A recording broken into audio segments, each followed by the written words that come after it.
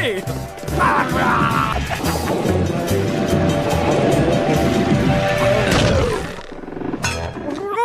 So I don't know about you guys, but something about that train sound effect that we just heard sounded awfully familiar to me.